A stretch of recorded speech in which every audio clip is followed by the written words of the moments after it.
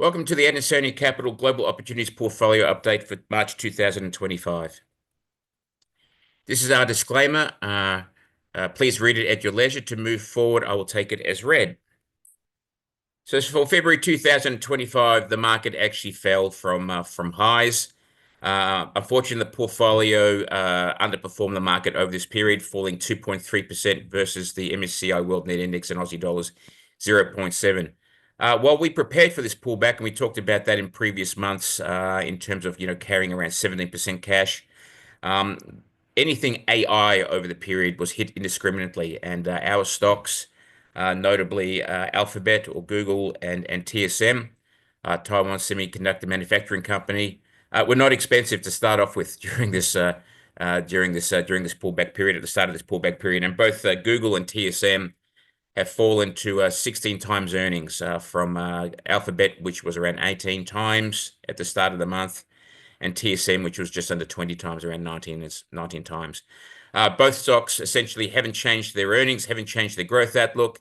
It's just been pure multiple compression, where essentially the market is starting to respond to some very rapid-fire, irrational policy responses, and the safety net of further further Fed easings have sort of been taken away, and also that the market was at a relatively high level, as we've spoken to about before. Anyway, I'll talk about that in the last slide. Essentially, longer term, though, our performance still remains strong. We're essentially over 5 years, we're delivering 15% per annum compounding ahead of the market, and since inception, 17.1% per annum compounding, outperforming the index or the market as we define it by 1.4%. Over the period, I should just note that nothing was traded. As I mentioned before, we had raised around 17-18% cash. Actually 19% cash at the end of last year, deployed a little bit of that into TSM, sitting at around 17-ish% cash. Over this month, we sat on our hands. We have not purchased anything. We feel that it's a situation of catching falling knives. So essentially nothing traded over the period, and we still remain with 12 stocks in the portfolio and around 17% cash. Our cumulative performance since inception to the end of February 2025 is just pictured here versus the market on this chart. So as I mentioned before, we're just going to talk yet again about the Trump administration. I've titled this slide "Fear Trumps Greed," which is exactly what is happening. Essentially, the two most powerful forces driving the share markets are fear and greed, and essentially we are now seeing fear overtaking greed. So as I mentioned before, the last couple of months, we've spoken about the prospective risks of the proposed policy from the Trump administration, or policy rollout from the Trump administration, and it's arrived. Although what has basically surprised us has been the speed at which the market has basically sold off or reacted to this. As I mentioned before, we already had a relatively defensive portfolio position carrying around 17-18% cash heading into this month. So essentially, on the 19th of February 2025, the market, the S&P 500, the American market, peaked, and it's corrected 10% in under a month. It's basically bounced off. It's fallen now by under 10%, but it actually did hit the 10% threshold, which is technically termed a correction. As spoken about before, essentially the rapid market correction is really in response to very irrational, if not illegal, rapid-fire policy responses from the Trump administration, or Trump policy rollout. Seems to be very much from the hip and not at all regarded. What we also didn't fully appreciate is the way that allies, or the allies which are large trading partners of the US, are being basically included in all this and attacked by tariffs, and also that there's a complete and utter disregard of existing and standing free trade agreements and other agreements, which are being essentially ignored by the Trump administration, and tariffs being applied where we basically expected they would not be. Interestingly, as I mentioned before, a lot of these tariffs seem to be from the hip, seem to be very much knee-jerk. They don't seem to be at all modeled, properly considered or understood. And I've just basically thrown up here the impact on the US auto and steel industries. So essentially, um, with the imposition of tariffs on Mexico and Canada in particular, essentially it looks like it was projected to increase the cost of the average US made car by US $10,000, and even more than that when you look at the example that was published a little while ago, which was for the Dodge Ram, which essentially would increase from $80,000 to $100,000 as a function of these tariffs, given that a lot of the components were basically sourced from outside of the US, and that is obviously, in terms of that the auto industry, the largest potential inflationary outcome that has ever been seen in that industry as a function of those tariffs. One of the automakers, I can't remember, GM or Ford, basically went to President Trump and sort of said that these tariffs would essentially send the business broke in 3 months. So effectively, there's been an official pause on tariffs related to the auto industry for a month. So, as I said, it just seems to be very from the hip and not at all understood. The same thing with steel and aluminium. There's been a 25% tariff imposed on steel and aluminium imports. The fact of the matter is that the US imports 25% of its steel. It is not self-sufficient in steel. So great, if you're trying to basically deter the use of imported steel, the fact of the matter is there is no substitute for it outside of basically manufacturing less goods. So it's not as if imported steel is basically displacing steel that it can be made in the US. And it's the same thing with aluminium. The US imports, I think, around 50% of their aluminium needs. So great. While it might be a ploy or a strategy to force the the construction of more capacity of steel and aluminium within the US, it can't be done at the flick of a switch. So their lead times here, and what it does, it just basically increases the input costs of steel and aluminium into downstream goods or finished goods.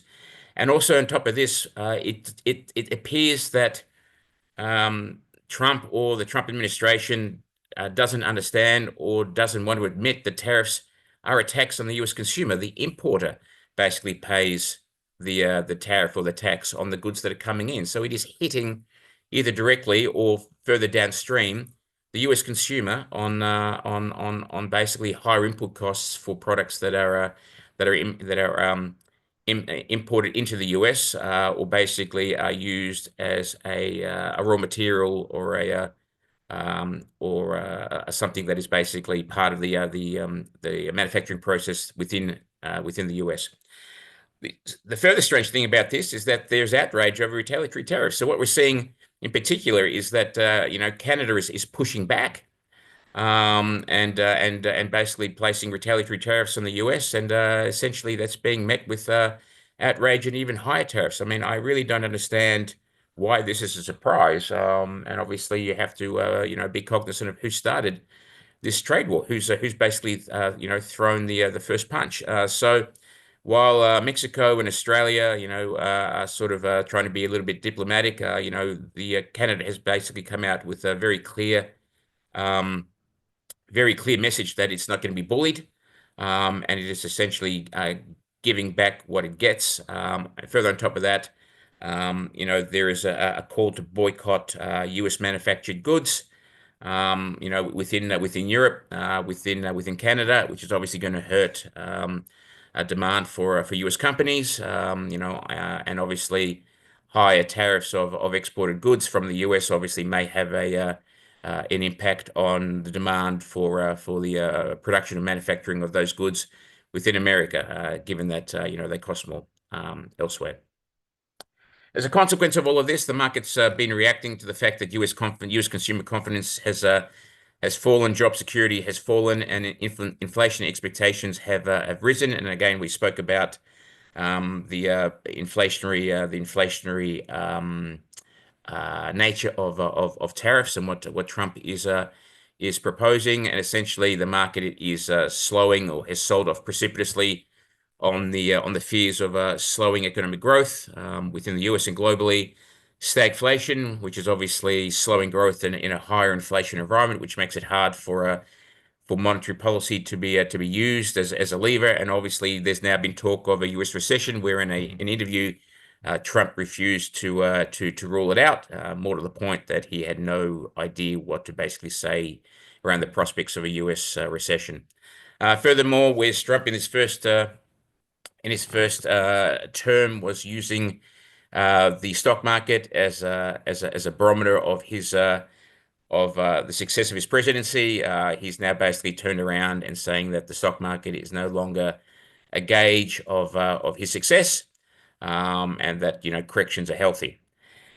So look, it's just chaos at the moment, and that's being basically also shown by the irrationality, or dare I say, the stupidity of the average US investor. These are the people that bid Tesla to over 100 times earnings, which we've spoken about before. And Tesla has fallen, or largely halved, in 3 months now as a consequence. There was absolutely no fundamental safety net to Tesla, and obviously Trump's role with Doge is obviously not helping, and obviously the guy's taken his eye off he's taken his eye off his role in his listed companies, in his companies. So as I mentioned, all of this, while there's been a lot of news and a lot of uncertainty that's hit the market, the pullback has also been, I guess, exacerbated or the fact that the U.S. Federal Reserve, or the U.S. Central Bank, has paused in December 2024 after cutting rates by 100 basis points.